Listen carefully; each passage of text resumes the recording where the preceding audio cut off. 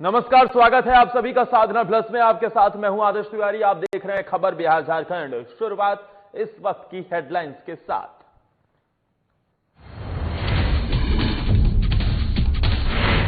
केरल के एर्नाकुलम में फंसे 1167 मजदूरों की आई उम्मीद की ट्रेन। मजदूरों को लेने स्पेशल ट्रेन पहुंची रांची।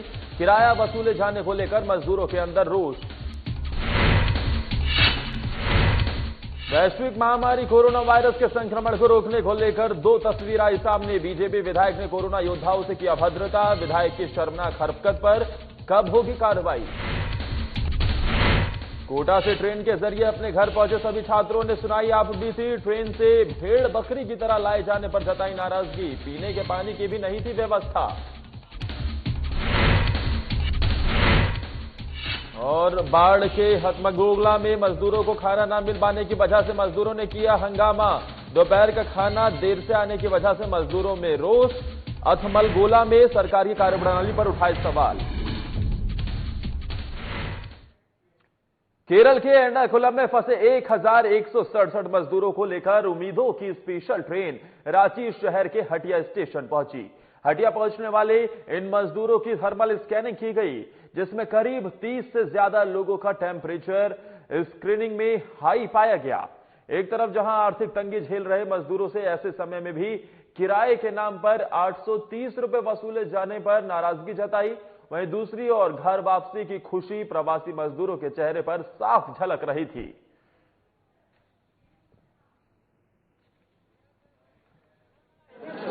देखिए, ये तो यहाँ पे प्रिलिमिनरी स्क्रीनिंग हो रही है। अभी जैसे यहाँ से जब जाएंगे, चाहे वो रांची की जनता हो, चाहे वो किसी और जिले के लोग हों, उनकी स्क्रीनिंग यहाँ पे सिर्फ प्रिलिमिनरी स्क्रीनिंग है, थर्मल स्कैनिंग। इसके बाद यहाँ से रांची के जो हैं वो पारस जाते हैं। पारस में उनकी डिटेल स्क्रीनिंग होती है। ये कुछ लोग निकल के आए थे 21-22 दिन के पास, उनका टेम्परेचर उस समय ज्यादा बताया जाता है। तो कई कारणों से होता है, लेकिन जब इनको बैठाया गया 1 घंटे बाद तो इनका टेम्परेचर जो है नॉर्मल आया है। जो ट्रेन आई है इसका नंबर क्या है पैसेंजर्स का? ये देखिए, आगे की क्या रणनीति है? एर्नाकुलम से ये ट्रेन है जो आई है हमारा, वो संबलपुर, झारसुगुड़ा, राउरकेला होते हुए अभी थोड़ी देर पहले हटिया स्टेशन में पहुंची। इसमें करीब 1200 पैसेंजर्स आए हैं। 24 कोच की ट्रेन है। 1200 पैसेंजर्स आए हैं। उनको एक एक करके कोचेस से उतारा जा रहा है और धीरे धीरे उनको जो बाहर सर्कुलेटरी बसेस लगे हुए हैं फिर उनको चढ़ाया जा रहा है एक एक करके। काफी संदिग्ध लोग भी मिले हैं, किस तरह से उसकी तो अभी हमें नहीं है, बट यहाँ पर जिला प्रशासन के लोग लगे हुए हैं, तो उनकी टीम यहाँ लगी हुई है। बाकी जानकारी जो है उनसे की जा रही है। हाँ, अंदर में तो स्क्रीनिंग चल रहा है। कितने लोगों को डिटेन किया गया? अभी 5 लोगों को डिटेन किया गया है। उनका टेम्परेचर हाई था, जो मानक तय है उससे ज्यादा था, तो उन लोगों को हटाया गया।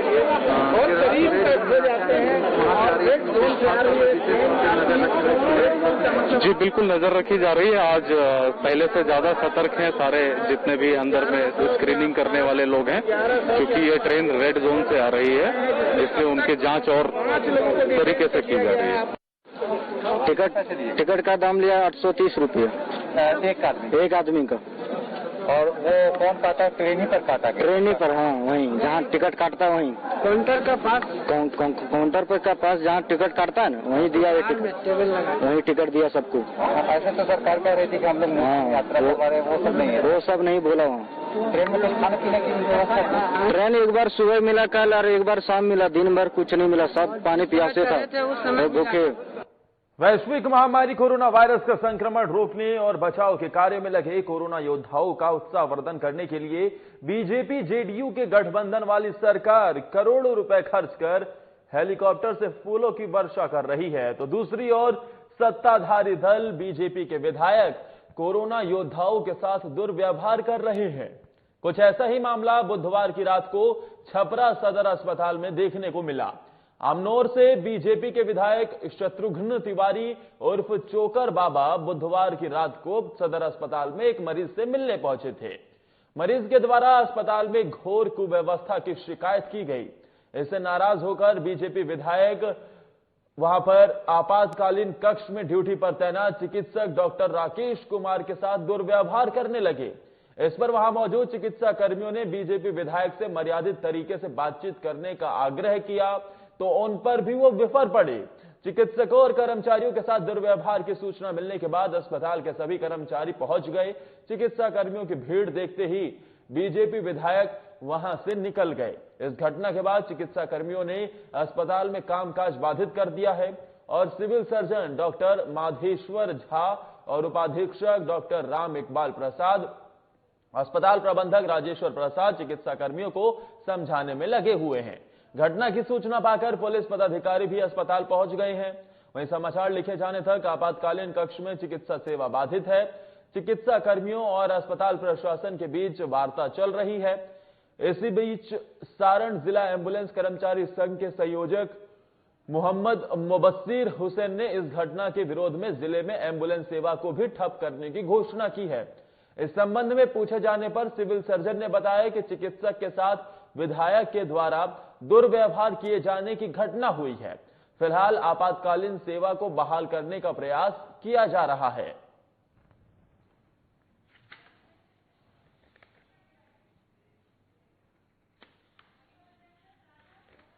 पेशेंट देखने हम अपना वार्ड में गए हुए थे। वार्ड से आए तो देखे कि एक बूढ़े बाबा बैठे हुए हैं।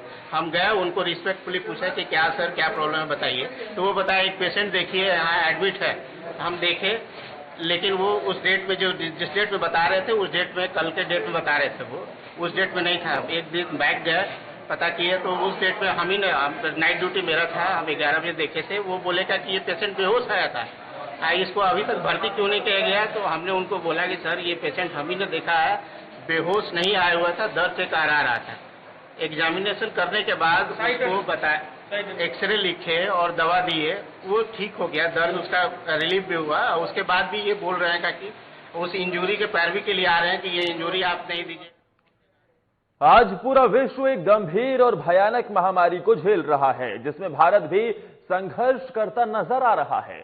पूरे देश में लॉकडाउन चल रहा है, लेकिन बिहार के रोहतास जिले में बालू माफिया राज भी चरम सीमा पर है, जो इस कदर है कि आज से 15 साल के हालत को याद करा देता है। बिहार में भले ही सुशासन बाबू की सरकार है, उनके कहने के मुताबिक सब कुछ ठीक है, अपराध और अपराधियों पर नकेल कसी जा रही है, लेकिन बिहार के रोहतास में सब कुछ ठीक नहीं है। बालू माफियाओं का मनोबल इस कदर सर चढ़कर बोल रहा है, उसका जीता जागता उदाहरण है रोहतास जिले के शिव सागर थाना क्षेत्र में NH2 पर स्थित ये टोल प्लाजा, जहां के दिन के उजाले हो या फिर रात का अंधेरा, इस प्लाजा पर दादागिरी चलती है तो सिर्फ बालू माफियाओं की। ये माफिया ओवरलोड बालू की ट्रक को तो जबरदस्ती पार कर लेते हैं। अगर कोई प्लाजा कर्मी या सुरक्षा कर्मी इनका विरोध करता है तो ये माफिया उनको उनके कार्यालय में घुसकर जान से मारने की धमकी भी देते हैं, या कभी कभी तो विरोध करने पर फायरिंग भी कर देते हैं। इन प्लाजा कर्मियों की ना तो जिले की कोई पदाधिकारी सुनता है और ना ही सरकार। रोहतास में इन दिनों बालू माफियाओं का हौसला काफी बुलंद है। इन्हें ना तो पुलिस प्रशासन का डर है, ना ही सरकार का।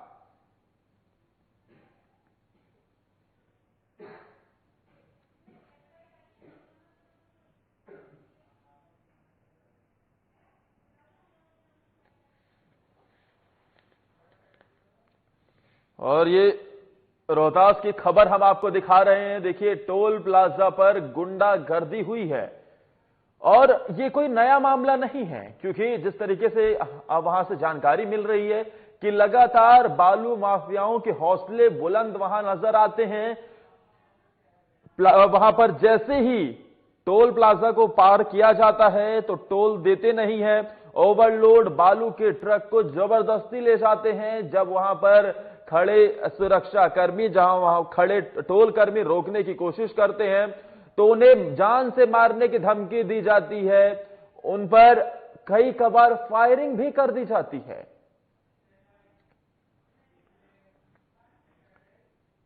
अथमलगोला प्रखंड के फौजदार सिंह उच्च विद्यालय में क्वारंटीन सेंटर पर ठहरे प्रवासी मजदूरों ने दोपहर का खाना नहीं मिलने से जमकर हंगामा किया। बताते चले कि बिहार के प्रवासी मजदूरों के लिए क्वारंटीन सेंटर बनाया गया है और क्वारंटीन सेंटर पर ठहरे सभी लोगों के लिए सरकार द्वारा भोजन भी उपलब्ध कराया गया है। इसी क्रम में दोपहर का भोजन देर से मिलने और भरपेट भोजन नहीं मिलने के कारण प्रवासी मजदूर आक्रोशित हो गए और जमकर हंगामा करना शुरू कर दिया। आक्रोशित प्रवासी मजदूरों ने आरोप लगाया कि वितरण के दौरान भोजन कई लोगों को नहीं मिल पाया, जिससे प्रवासी मजदूर आक्रोशित हो गए। इस क्वारंटीन सेंटर में लगभग 77 प्रवासी मजदूर रह रहे हैं। इस संदर्भ में अथमलगोला प्रखंड के सीओ पंकज कुमार ने बताया कि आज एकाएक 50 से अधिक मजदूर बढ़ गए, जिसके कारण भोजन घट गया। सभी लोगों के लिए भोजन उपलब्ध कराया जा रहा है।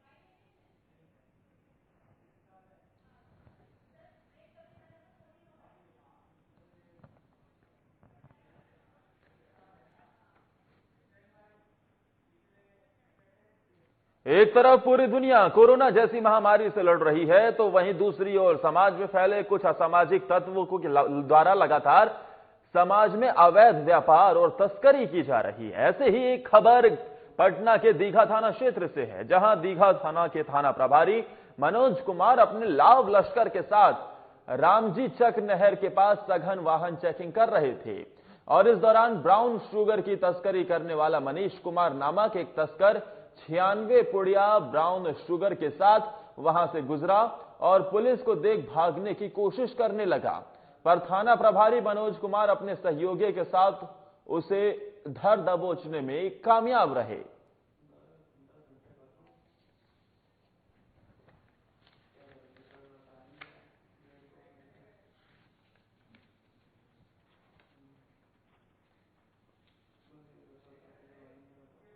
और इसी के साथ वक्त एक ब्रेक का हो चला है, फौरन हाजिर होते हैं। आप देखते रहिए साधना प्लस।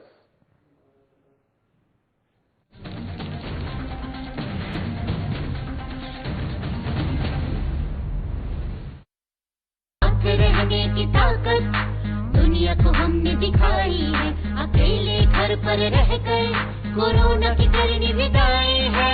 स्वस्थ रहेंगे, स्वस्थ रखेंगे, हर घंटे हम हाथ धोएंगे, ना भीड़ में जाएंगे, ना भीड़ हम बनाएंगे। झारखंड में कोरोना को नहीं फैलने देंगे, सजग रहेंगे, संयमित रहेंगे, अफवाहों को ना हम सुनेंगे। सरकार प्रशासन की हर बातों पर करेंगे अमल, कोरोना को हराकर लौटाएंगे हम चहल पहल। हर घंटे में 20 सेकंड तक साबुन से हाथ धोएं। जिनमें दिखे लक्षण उनसे 2 मीटर की दूरी बनाएं। लक्षण दिखने पर डॉक्टर से जांच करवाएं। नाक का मुंह पर हाथ न लगाएं। हर क्षेत्र से कोरोना को भगाएं, सजग रहें, स्वस्थ रहें। हेमंत सरकार हर पल आपके साथ। सूचना और जनसंपर्क विभाग झारखंड सरकार द्वारा जनहित में जारी।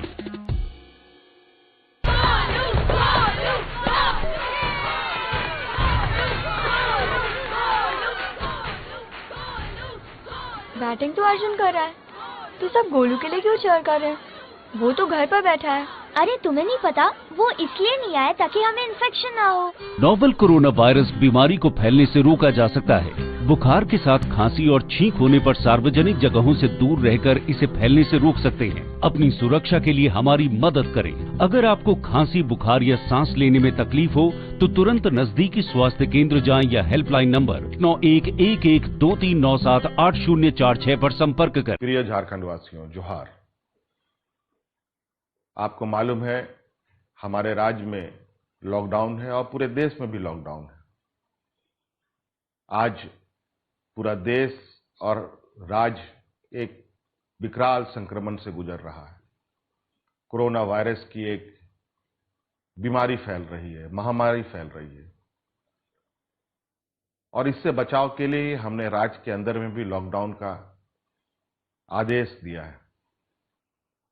आज लॉकडाउन का मतलब है जो जहां है वहीं रहें, कम से कम लोगों के संपर्क में आए।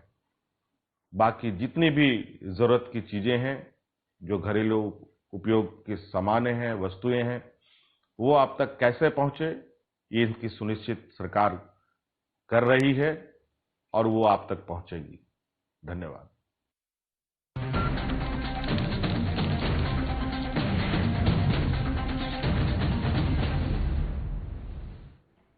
ब्रेक के बाद एक बार फिर आप सभी का स्वागत है। अब बात मोतिहारी की करते हैं, जहां पर दूसरे राज्यों में फंसे मजदूरों और छात्रों को अपने राज्य लाने की कवायद तेज हो गई है। इसी कड़ी में राजस्थान की कोटा से छात्रों को लेकर पूर्वी चंपारण मोतिहारी के बापूधाम स्टेशन पहुंचे, जिसमें लगभग 1646 लोग सवार थे। जहां कड़ी सुरक्षा व्यवस्था के बीच सभी बच्चों का स्वास्थ्य परीक्षण के उपरांत फूड पैकेट और पानी की बोतल देकर बस से टाउन हॉल भेजा गया, जहां से उन बच्चों को बस के द्वारा घर भेजा जाएगा। ट्रेन पहुंचने के पूर्व रेलवे स्टेशन पर जिलाधिकारी शीर्षत कपिल अशोक और पुलिस अधीक्षक नवीन चंद्र झा के अलावा कई आला अधिकारी भी मौजूद रहे।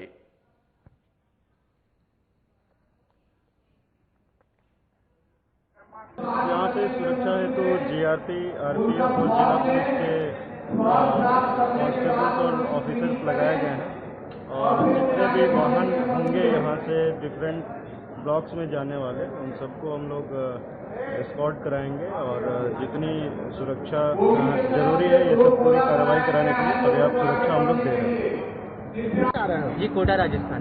क्या कर रहे थे वहाँ? जी वहाँ मैं IIT की पढ़ाई कर रहा था। ये लॉकडाउन में कैसे वहाँ बीता?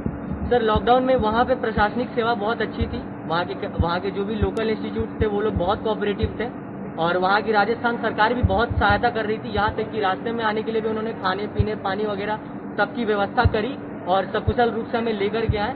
और रास्ते में कानपुर वगैरह और जगहों पे रोक रोक करके पानी भी दी गई है। हम लोगों को बहुत ख्याल रखा गया, राजस्थान में भी, रास्ते में भी, और जहाँ से हम लोग आ रहे हैं वहाँ स्टेशन पे भी हमारा ध्यान रखा गया।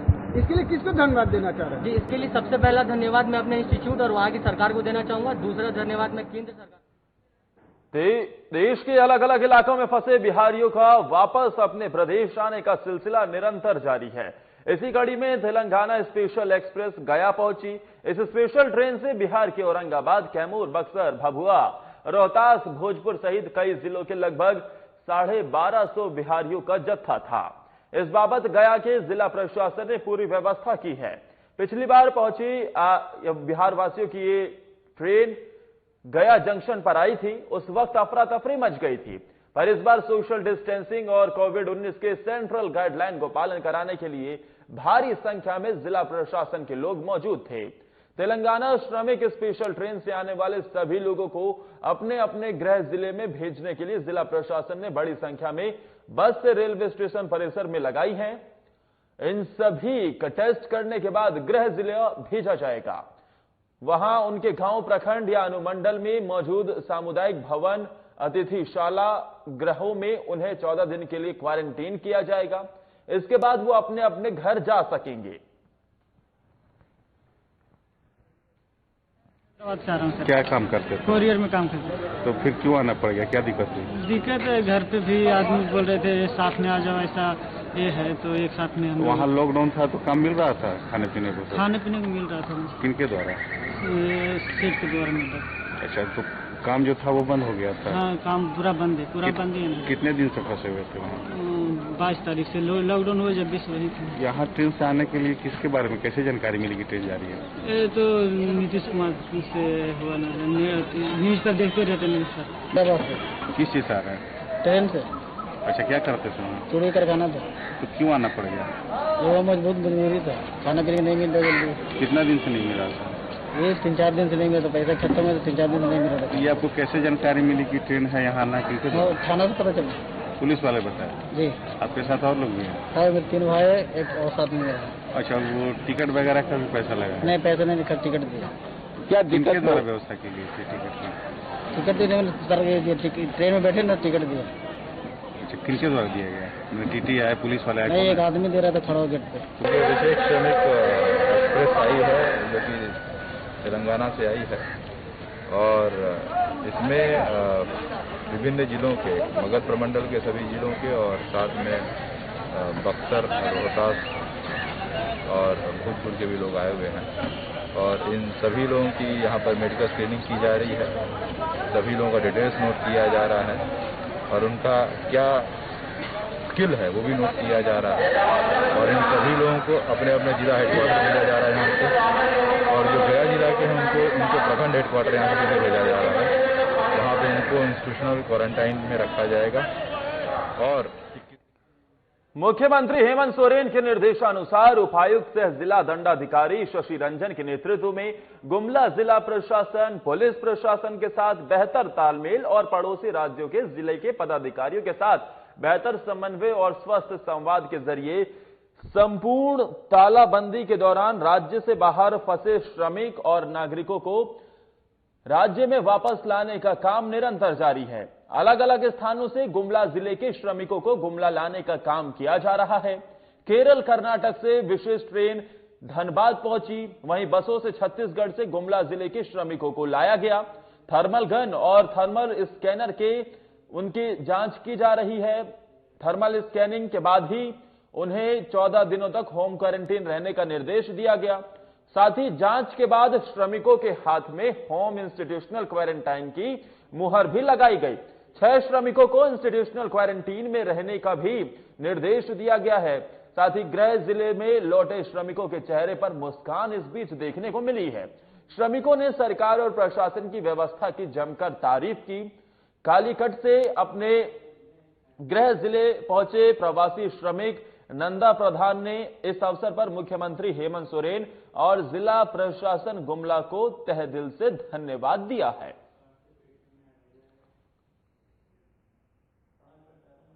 गुमला जिले में जो झारखंड सरकार की एमएचए का गाइडलाइन के अनुसार बहुत सारे यात्री ट्रेन के माध्यम से आ रहे हैं, जैसे भी देवघर, रांची और डाल्टनगंज से। उसके बाद हम लोगों ने अपनी गाड़ियां भेज करके छत्तीसगढ़ से, रायपुर से, बिलासपुर से भी अपने प्रवासी श्रमिकों को यहां मंगवाया है और अभी तक कुल 126 प्रवासी श्रमिक इस जिले में आ चुके हैं। और आज हम लोगों ने गढ़वा के लिए भी गाड़ियां भेजी थी, 16 गाड़ियां, तो गढ़वा की भी गाड़ियां यहां आ गई है और वो अब रायपुर से गढ़वा पहुंची हैं और अब वो गढ़वा जाएंगे गुमला से। तो ये निरंतर कार्य चल रहा है। 126 श्रमिक अभी तक हमारे यहाँ पहुंच चुके हैं।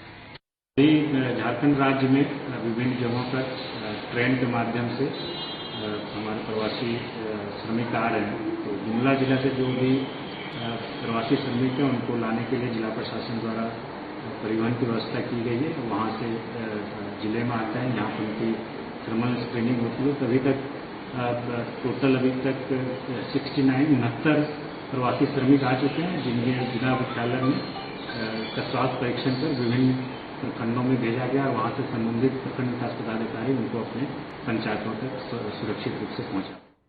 कोरोना वायरस के बढ़ते प्रकोप के बीच गिरिडीह वासियों के लिए एक राहत भरी खबर है। दरअसल गिरिडीह में पाए गए 2 कोरोना पॉजिटिव मरीजों के स्वस्थ हो जाने के बाद अब इस जिले में एक भी कोरोना पॉजिटिव केस नहीं है।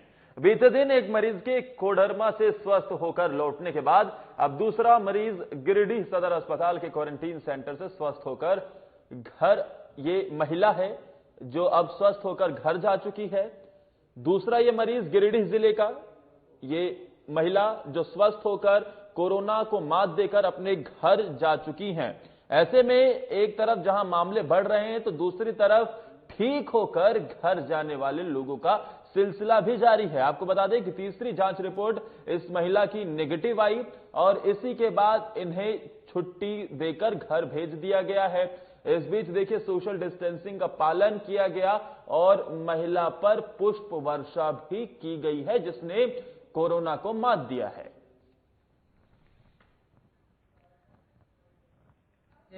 सभी स्वैब सैंपल्स के आधार पे जो पहले पेशेंट कोरोना पॉजिटिव पाए गए थे, आज उनके टेस्ट निगेटिव आए हैं। तो उस आलोक में उन्हें आज यहाँ से विमुक्त किया गया है। कुल 21 दिनों से अधिक दिनों तक उन्होंने यहाँ आइसोलेशन सेंटर में दिन बिताए और यहाँ पर उनका उचित ख्याल देखभाल रखा गया, उचित प्रकार से उनकी चिकित्सा की गई और इसी आलोक में आज उन्हें उनके पैतृक गांव भी भेज दिया गया है। मैं उनके स्वास्थ्य के लिए शुभकामनाएं करता हूं। उम्मीद करता हूं कि आगे भी उनका स्वास्थ्य इसी प्रकार अच्छा बना रहेगा।